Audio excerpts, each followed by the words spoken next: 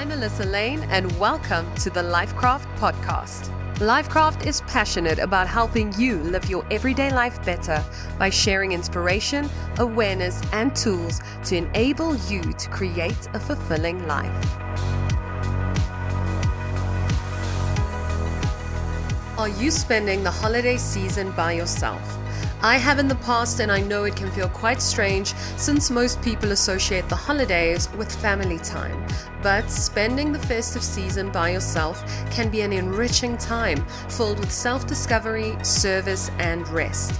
In this episode, relationship and life coach Leah Sefor shares valuable tips for those spending the holidays alone or away from loved ones. There is also some adult language in this episode, so make sure that you put on headphones if needed. We also love hearing from you, so feel free to write a positive review or share one of your biggest takeaways with us on social media. Be sure to download the episode and share it with someone you think it would serve that may be on their own at this time. Enjoy the episode. Leah, welcome to the Lifecraft podcast. I am very excited about today's topic. We are doing a little series all about the holiday season and things that come up in our lives. And you have helped us so much understanding family dynamics, understanding little things that pop up with our partnerships and how to communicate better and really have a beautiful sense of understanding, not only for yourself and your authentic truth, but also to honor that in other people and to be able to guide them into a place where they even get the opportunity to show up as a better, bigger, more vibrant, powerful version of themselves. So welcome to the Lifecraft podcast again, Leah. Good to be here. Always good to be here. I love chatting with you. Today, I'm going to be talking about a subject that is very near and dear to my heart, and that is going through the holiday season alone or the feeling of isolation that many people go through. We know that the kind of culture that has been set up around November and December is one of parties and family and getting together with loved ones and sharing gifts and sharing time together. And when you're in a situation where you don't have that for whatever reason, it can feel like the loneliest time of the year. And I know in my own journey, been through a couple of things and I'm getting emotional just thinking about it, but there have been a couple of years where I had no one for the holiday season. And then there were a couple of years where I chose not to be around family for my own mental health. But I was still alone. It still felt weird. I didn't have anyone to celebrate with except my dogs. And it was really tough. And I wanted us to talk about this because I know there is a younger version of myself listening to this podcast today that doesn't know how to navigate it. Looking back, I know that was some of the most blessed time in my life. I got a chance to rediscover myself. I got a chance to put my mental health first. But sometimes it's out of your hands. Sometimes it's a loss of a parent or a toxic family member you just can't be around, so you can't go to a family gathering. Or sometimes, like in my case, you really are just that alone. There aren't family members to celebrate with. You might have grown up an orphan. You might have become an orphan later on. You just don't have a partner. All your friends are busy with their lives and their families. How can we not feel so isolated and alone at this time of year and really choose to spend it in a way that is powerful for us if we can get to that point? Because I just want to honor everyone that says, I can't. It hurts too much. I get that. There's another version of this. Save this podcast for next year. Maybe you'll be able to do it next year then. It's okay. But what advice do you have for those of us that might feel a little lonely and isolated at this time of year? It's a big one. And I think it depends on what has created the loneliness in the first place. Of course, a huge amount of people listening have gone through loss this year or last year. A lot of family members have passed away because of COVID. And what you're really dealing with is grief. So even when you're surrounded by people, you feel alone. And that's grief because nobody really can understand what you're going through. And even if they themselves have lost people, grief is an unbelievably personal journey. And even siblings will not experience the loss of a parent in the same way. So if you've got a supportive enough family environment where you're allowed to just be in your grief for that December, then just communicate that to everybody. Just say to people, I don't want to speak. I don't want to participate. I don't really want to go out. And most nights or days, I probably won't want to sit at the table and have meals with you, but I really just want to be with you, but not be with you. So communicate the grief that you are in and say, I know that for you, you all feel like you want to make me feel better. You feel that you want to help me and do things for me and pull me out of this. I don't want that. And it's actually not your job. I have to be in this grief to process what I'm going through. I just want to feel like I'm surrounded by people who can just support me to be in that place. So grief is a big underlying thing for people this year in a very big way. And there's a lot of different ways you can work through grief. And you've got to go on a journey to find the way that works best for you. I find journaling is really important. I find honoring your body's need to rest is really important. A lot of people go, well, then I'm depressed if I just want to stay in bed. Well, you are. Grief is creating a depression, an actual depressed state of being in you. And it's okay to honor that. It doesn't mean you're going off the rails. It doesn't mean you need to immediately apply yourself with medication. This is the body knows how to process grief if you get your mind out the way. So rest as much as you need to. Just make sure that you are eating like a decent meal every day. It's easy to just A, not eat, or B, just eat the sugar because the sugar gives you the energy. So just be aware that you're just having, and if, when I've been in a state of grief before, my thing has been to people, please just make food for me. Just make food that I can put it in the fridge and I can just open the fridge and dish it up and put it in the microwave and I'm done, because I cannot think about feeding myself properly. So if you can support me that way, ask people to support you with logistical stuff. Can you fetch my shopping? Can you cook me food? Can you pick my kids up from school? People really want to help, they just don't know how. So grief is the one thing. If your loneliness is because you literally don't have people in your life, you don't have family, then this is a great time of the year to volunteer and get involved with charities. So go and volunteer at a soup kitchen on Christmas Day. Get involved with a charity that is making a difference, or a feeding scheme, or a clothing collection scheme for orphans or for children or for abused women.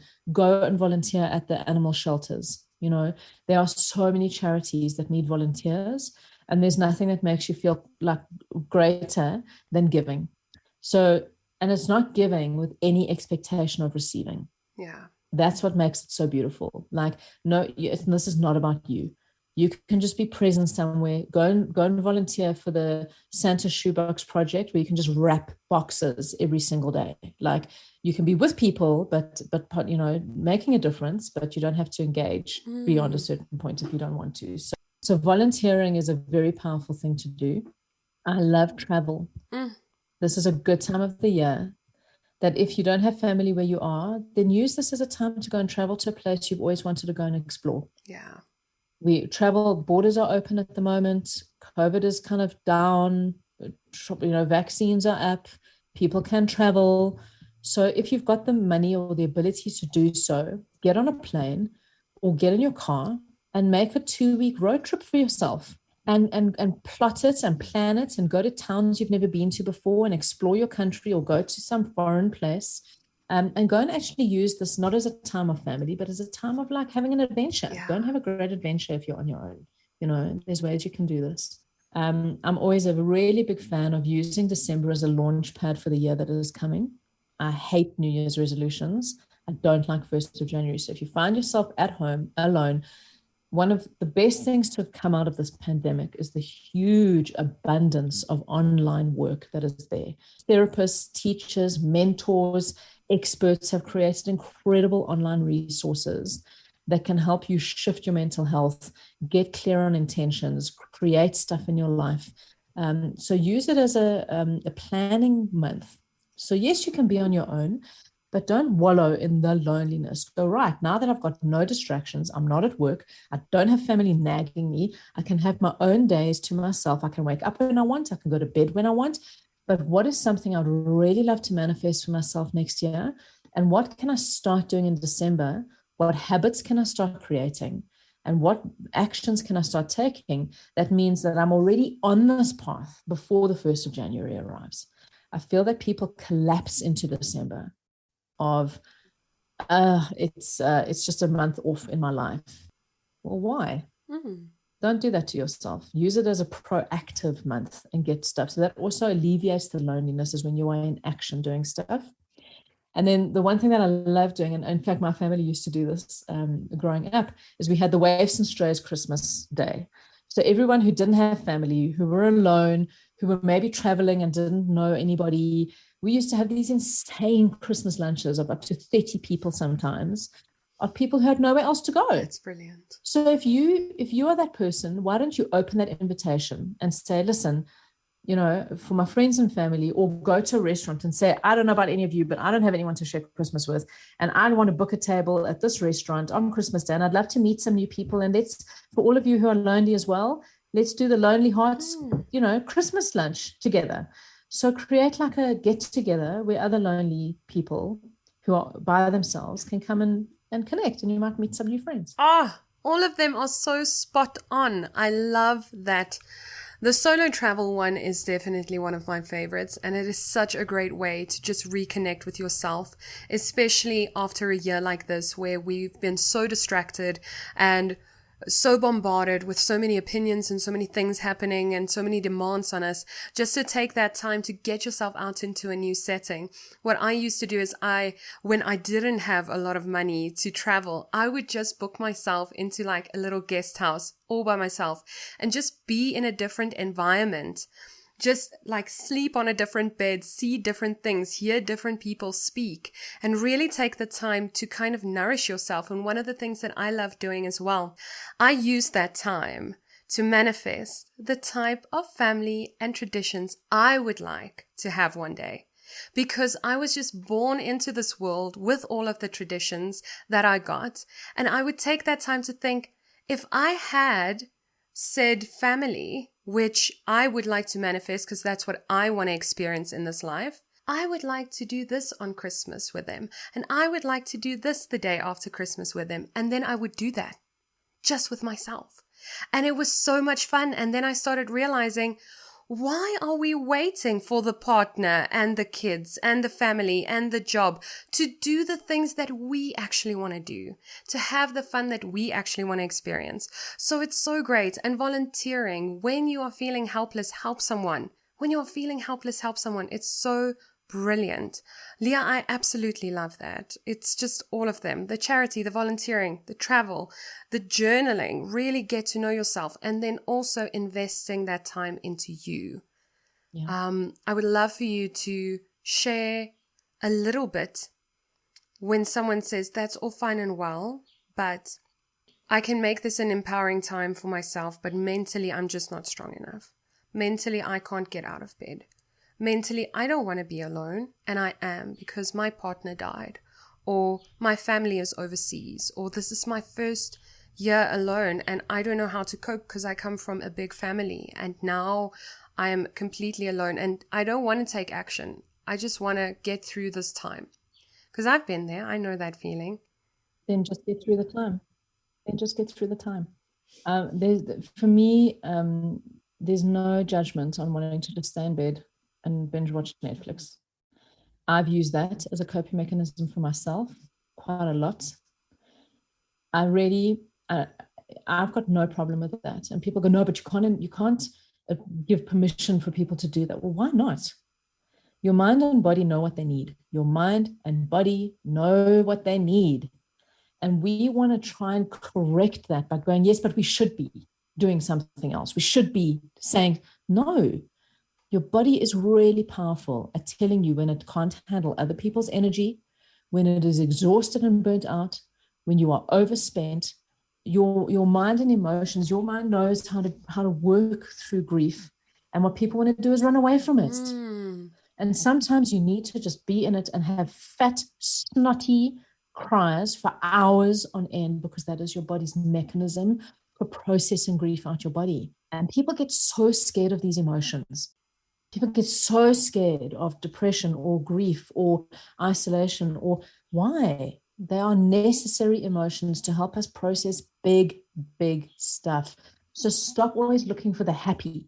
Stop always looking for the coping. Because if you really give yourself permission to go into that state, guess what? You're not going to be reaching for the booze or for the drugs or for the sex or for the gambling or for whatever other addiction you use to try and cope with your uncomfortable feelings.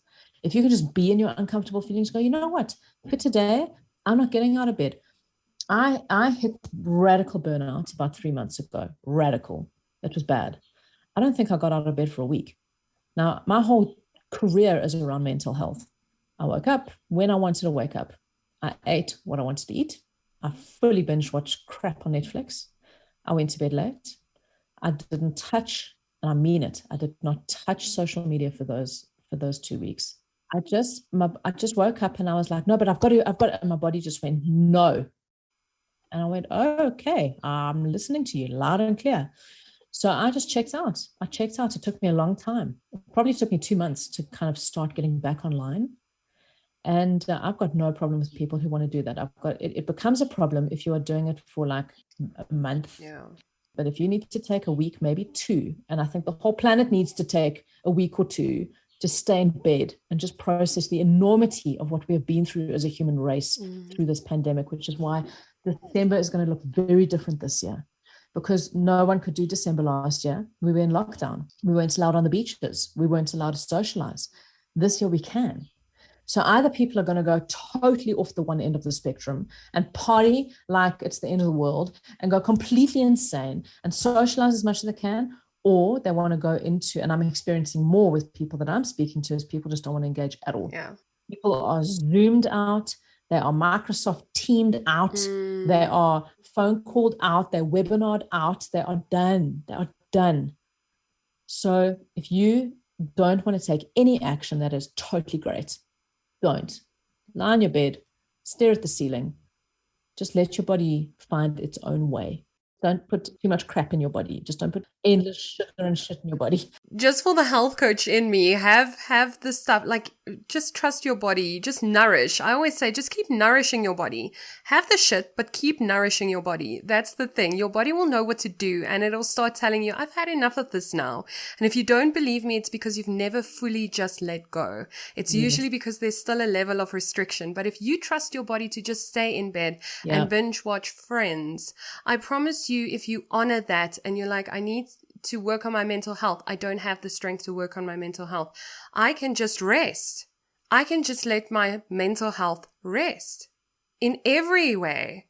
And can I just stop you for 2 seconds? Because this is a bit of a bugbear for me at the moment, is people constantly thinking they have to be working on their lives. It irritates me immensely. Like, go through the thing, but then you've got to take time to process what you have gone through. And processing only happens in rest. Please hear me. You can have the workshop that blew your mind. You still need weeks and months after that workshop to process everything that you learned in that workshop. Please don't be a self-help junkie and go from book to book to book to course to workshop to course to process. Like, just back off. We get obsessive about this needing to work on my life, and it's just getting out of control. You are fine.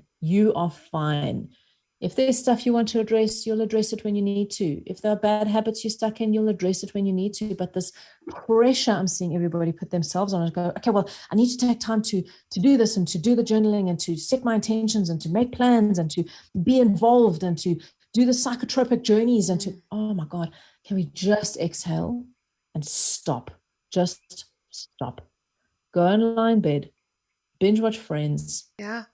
Get yourself a whole month's worth of frozen meals in your freezer so you don't have to think about food, and just let your body process what you've thrown at it in this entire year. And what I love about that, what I've seen in my own life as well, is just get off the topic. completely.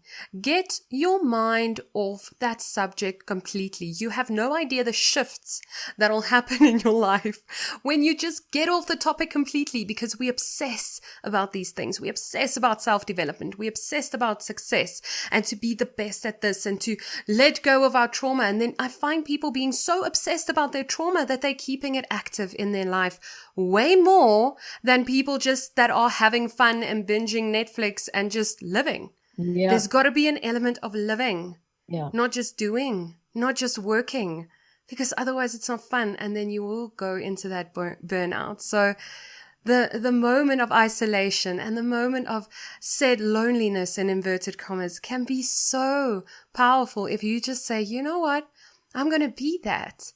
And I'm going to get through this because life is cyclical. And this might be the last year I am lonely or isolated. Who knows? We don't know what we're going to be. We don't know what the next year is going to bring. But just being okay with where you are, not seeing it as something that it's not because of the meaning that we attach to it. And being lonely also means that there's maybe some stuff going on with you that you have not been dealing with. Yeah. You surround yourself with people to avoid facing some truth about yourself. And this is why people don't want to be alone, because they're scared of their little voice. They're scared of facing themselves. Well, no time like the present, baby, to face that stuff that you've been avoiding. And that's why people don't want to be alone. So be alone, let the shadow emerge, face what you've been avoiding, do the work to let that stuff go. And maybe that's the gift of being alone, because there's a difference between lonely and alone. And for most people, it's I'm alone, not really lonely. But I don't want to be alone because then I've got to listen to my own thoughts and that scares the hell out of me. So let me just go and like busy myself with everything else. Just time to maybe sit with yourself for a bit. Leah, and on that note, I just want to thank you for sharing your amazing wisdom and practical steps that people can take to make this holiday season a lot easier, whether they have gone through grief, whether they have lost a loved one, whether they are choosing to be alone, or whether they have just life has just played out in a way that you're alone this time. Just to know that it's okay. And I don't want to give more self-development stuff, but I just want to add that everyone needs to go and pick up your book. That's not what I meant. The Smart Savvy Guide to Real Communication. So that can be your little read over this period. I've read it. It's not hectic. It's not something you need to obsess about. It is something that will make you, it's the book that will make you feel enlightened about understanding yourself and other people better. And when we start changing the way that we look at things and the way that we look at people and the way that we look at ourselves, we start seeing the world differently. The things we look at change, and it's powerful. So thank you for that, Leah. Thank you for your contribution that you not only make on this podcast, but in everyone's life that you touch. I am such I'm a fan of yours. I know it sounds so silly, but you are just such an amazing person. She's just as awesome as she is when you guys hear her speaking now. Off air as well. She's a light, and I just want to acknowledge you for that. Thank you. Thank you, beautiful Melissa. And you too. The light, we attract each other. That's wonderful woman. We've got to stick together. Always. Making the difference in the world. So big love for you. Love you so much. Thank you so much for your time. Thank you so much for tuning into this episode and taking the time to invest in yourself and in your future. If you loved this episode, be sure to share it with us by leaving a positive review or tagging us in a post or in your stories. Share one thing that stood out or inspired you to live your everyday life better. This helps us create more meaningful episodes for you to enjoy. If you're not already following us on social media, be sure to follow @TheLifeCraft for more inspiration and tools to help you live your most powerful life. And remember, you always have the power to craft a better life for yourself, and we are here to help you do just that. We'll connect again in the next episode, and until then, keep creating a life that you're excited to wake up to. We enjoy bringing you interviews from experts and everyday people so that they can talk about their experiences and share information, tips, and what has worked for them on their journey towards a better life. However, remember that the opinions or advice of our guests and myself, the host, should not be taken as personal, actionable advice and is given as general information and education only. Please always remember to consult a qualified professional before implementing any medical, financial, legal, or other advice that you believe might work for you. Lifecraft is not responsible nor liable for your decision when implementing anything you hear on the podcast. Please listen and act responsibly. The opinions of our guests do not represent the opinions or views of Lifecraft or Melissa Lane personally and are meant as information and general education only. Education only. Education only.